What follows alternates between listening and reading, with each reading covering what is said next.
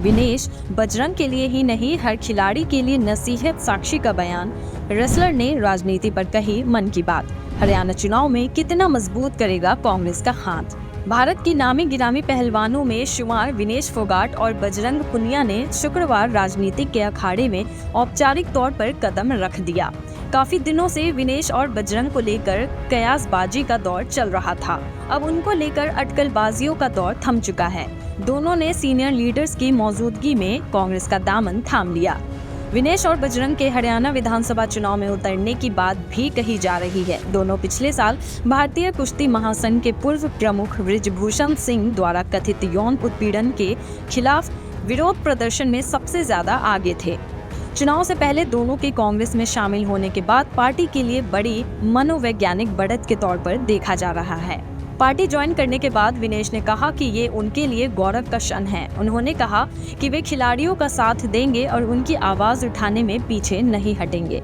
विनेश फोगाट ने कहा, जैसे खेल में हार नहीं मानी है तो इस नए प्लेटफॉर्म में दिल लगाकर काम करेंगे। जो भी हम अपने लोगों का भला कर सकते हैं, मैं अपनी बहनों के साथ खड़ी रहूंगी। वहीं बजरंग पुनिया ने कहा कि जंतर मंतर पर जब बेटियों के साथ अत्याचार हुआ तब सिर्फ बीजेपी ही उस अत्याचार के साथ खड़ी रही, जबकि बाकी सभी पार्टियां पहलवानों के साथ समर्थन में थी। कांग्रेस ने एक कार्यक्रम में दोनों पहलवानों को पार्टी में शामिल किया और कहा कि पार्टी में दोनों का स्वागत है।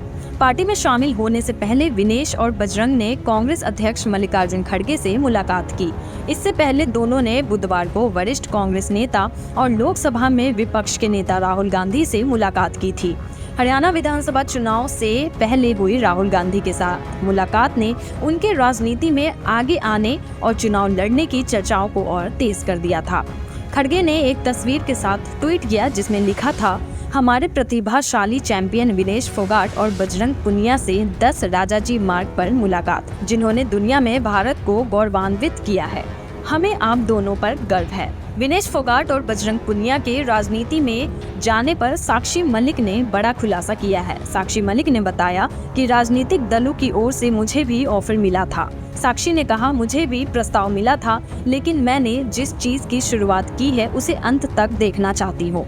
जब तक WFI को पूरी तरह से साफ नहीं किया जाता है और महिलाओं के शोषण को खत्म नहीं किया जाता है, मेरी लड़ाई जारी रहेगी।